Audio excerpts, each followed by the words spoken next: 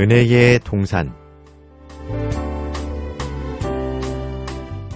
은혜의 동산 매주 이 시간에는 경기대학교 뇌심리상담 전문연구원 주임교수인 손매남 박사의 치유상담 칼럼으로 함께합니다.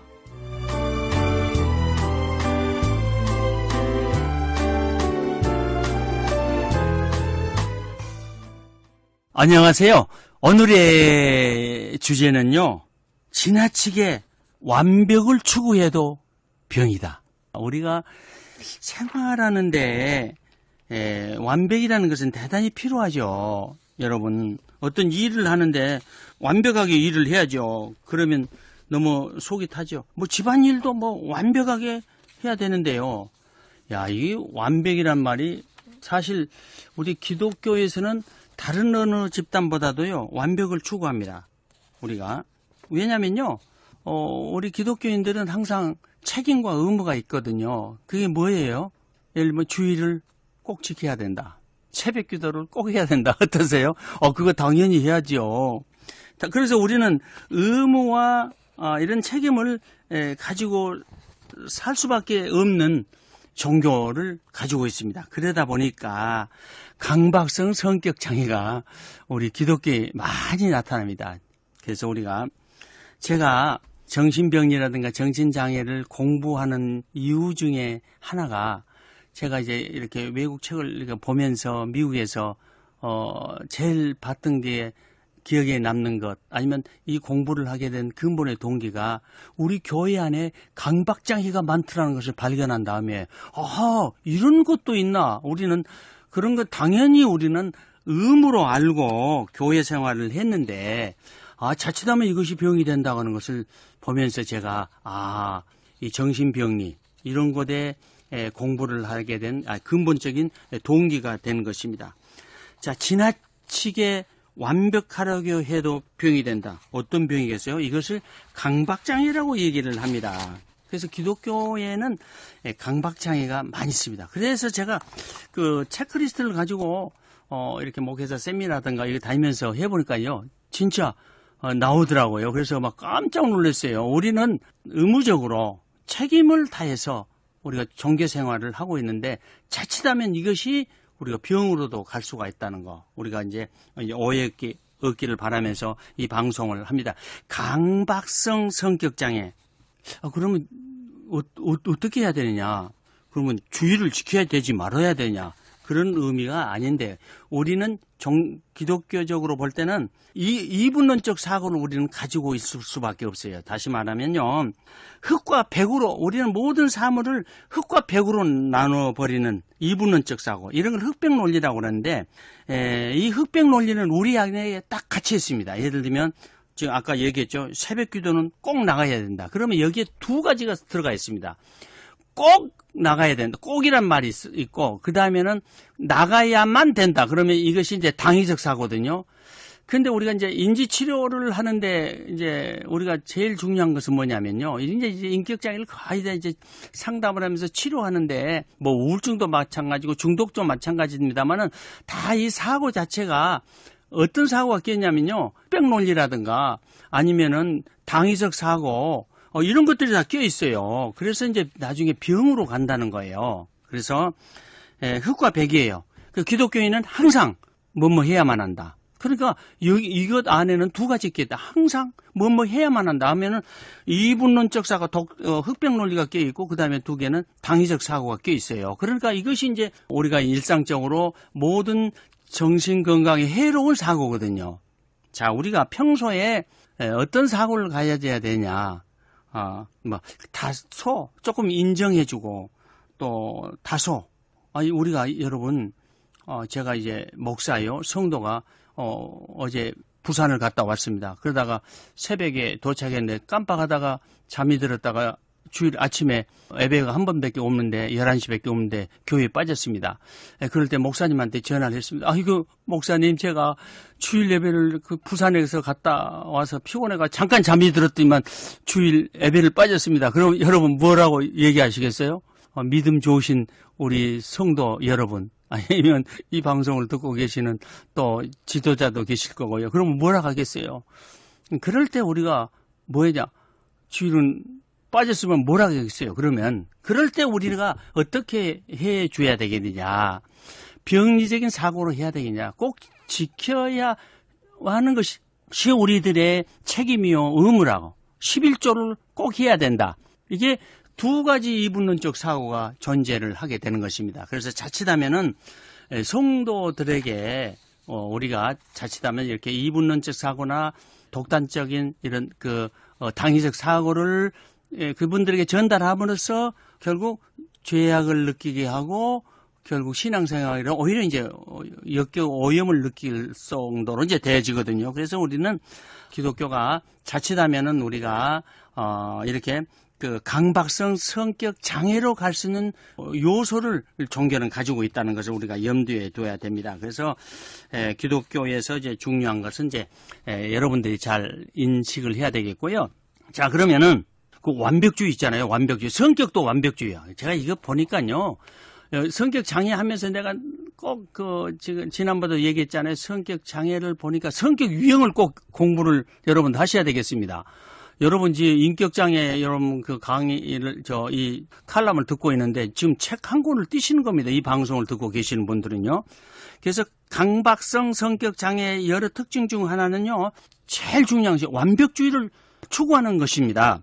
자신의 엄격한 기준이 있어요. 그래서 이제 율법주의 교회에서 이게 제일 많다는 율법주의. 그래서 자신의 엄격한 기준 아래 지나치게 세밀한 것까지 챙겨가지고 지엽적인 것에 다 집착하게 되고 정작 중요한 부분을 놓쳐버린 경우가 있습니다. 이들은 사고의 경직성 때문에 오직 완벽한 선택과 해결책을 찾는데 그러다 보니까 도덕이나 윤리 또는 가치에 대해서도 지나치게 양심적인 거예요. 이들은 엄격하고 완고하고 융통성이 없어서 인간미가 부족하다고 그러죠. 이런 분들을 보면요. 그래서 교회 안에서도 우리 목사님의 설교가 조금 잘못하면 큰일 나죠. 이런 분들을. 이 완벽성의 성격을 가지고 있는 분들이 이 성격장애에 걸릴 수가 있습니다. 자기에게 딱 맞는 아주 그냥 완벽한 설교가 어디가 있겠습니다. 설교라는 것은 대단히 어렵습니다. 그리고 듣는 우리가 교인이라든가 듣는 사람이 어떻게 들어주느냐에 따라서 평가가 되는 겁니다. 어떤 제일 존경하는 분이 있는데요. 어떤 분이 제일 존경스럽냐면은 자기의 남편의 설교를 듣고요. 아직까지 한 번도 그 남편의 설교를 들으면서 나쁘다 생각을 해본 적이 없는 분이 있잖아요. 그리고 항상 설교를 해도요. 남편한테 오늘 설교 너무 좋아서 은혜 받았다는 분이 계십니다. 난 그런 분을 한번 봤습니다. 제가요. 우리 아내가 뭐 그렇다면 얼마나 좋겠습니까? 그래서 근데 우리가 완벽주의 성향으로 딱 듣는다든가 그러면 자기 기준이 있는 거예요. 그래서 그분이 맞출 수가 없다고 하는 거예요. 이런 것이 이제 우리 생활 속에서 나타나면서 결국 자신을 힘들게 하죠. 결국은 자신을 힘들게 합니다. 자신은 물론 주위 사람까지 힘들게 하고 또 사물이나 현상을 볼 때 한 측면만을 생각함으로써 다른 측면을 우리가 놓쳐버릴 수가 있다고 하는 것입니다. 이런 사람들의 특징은요, 보통 직장 생활에도 나타나죠. 이들에게 이 일은 존재의 이유이자 궁극적인 목적이기 때문에 완벽한 업무 처리를 위해서 잠시도 쉬지 못하고 휴가일 때문에 다 취소해버리고 그러죠. 또 완벽한 기준을 갖고 있어서 칭찬과 보상에 매우 인색합니다. 그래서 다른 사람의 무엇을 얘기를 할 때라든가 어느 사무실을 갈 때라든가 타인의 뭐 설교를 들을 때라든가 항상 이런 사람들은 완벽주의자들은 평가를 하게 되어 있습니다. 그래서 사람들을 칭찬하지 않는 그런 약점을 지니고 있습니다. 왜?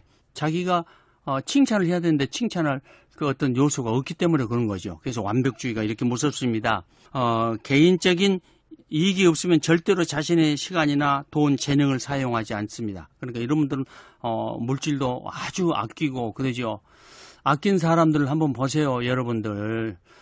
그분들 아낀 것은 정확하죠. 정확한데 옆에 사람이 부부간에도 그 아낀 것이 상대방에게 숨을 막히게 하는 경우가 있어요. 그럴 때 이 완벽주의자가 상대방, 자기는 괜찮아요. 그러나 상대방이 너무 힘들다고 하는 것입니다. 강박성 성격의 핵심은 통제입니다. 상하관계가 뚜렷한 수직적 인간관계를 먹고 그 안에서 자신의 주도권을 쥐려갑니다. 자신의 방식대로 남을 통제하려고 하기 때문에 권위적인 존재로부터 자신이 비판받는 경우에는 민감하게 반응을 합니다. 또 무엇이든지 바라는, 버리지 못하는 특성이 있습니다. 물건뿐만 아니라 사람과의 관계나 일에서도 그것을 자신의 일부로 여겨버리는 것을 고통스러워하기 때문입니다. 또한 이들은 돈 쓰는 것도 매우 인색에 옹졸한 사람처럼 이제 보일 수가 있다고 하는 것입니다. 또 강박성 성격은요, 어린 시절, 특히 이제 2살 때 대소변 훈련이 시작될 쯤부터 거슬러 올라간다고 우리가 얘기를 합니다. 마음대로 하고 싶은 아이들의 욕구와 이를 통제하려는 부모 사이의 갈등이 문제의 원인이 된다고 하는 것입니다.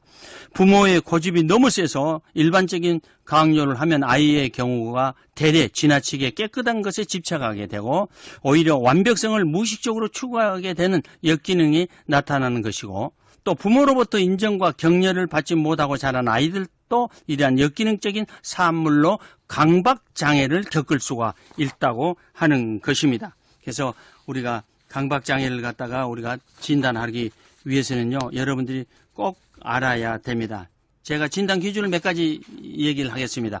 나는 사소한 데까지 지나치게 얽매인다. 나는 일을 완벽하게 하려다가 때를 놓칠 때가 많다. 나는 일이나 공부에 열중한 나머지 오락이나 사람들과의 관계는 뒷전으로 여기는 게 일수다. 또 네 번째, 나는 부정이나 대충 넘어가는 것을 용납하지 할 수가 없다. 나는 도움이 되지 않는 것은 걸 알면서도 절대 잘 버리지 못한다. 나는 자신의 말을 듣지 않는 사람과는 절대 잘 지내지 않는다. 나는 돈을 가능한 한 전략에서 장래를 위해서 저축한다. 나는 완고하다는 소리를 자주 듣는 편이다. 자, 8가지 말씀드렸는데요. 이 중에 우리가 4가지가 해당되면은 강박성 성격 장애다라고 이제 진단을 내려집니다. 그래서 우리가 강박성 성격 장애자와 잘 지내기 위해서는요, 책임과 역할을 분담해서 일하는 게 안전합니다. 그래서 한계를 정해주지 않으면 완벽주의와 통제 욕구로 인해서 자신을 포함한 여러 사람을 지치게 만들어 버릴 수가 있습니다. 부부간에도 너무 힘들고요, 부모와 자녀 간에도 엄청난 힘든 삶을 살아가게 됩니다. 다른 사람의 가치를 존중함으로써 자신의 삶이 풍요로워진 것을 우리가 배워야 되겠습니다. 여러분 감사합니다. 좋은 하루가 되시기를 바랍니다.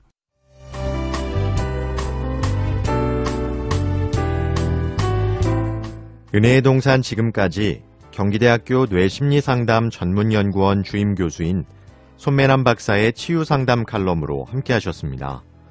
문의사항이 있으신 분은 지역번호 02-884국에 7590번으로 연락주시거나 유튜브에서 손매남을 검색하시면 이 방송을 다시 들으실 수 있습니다.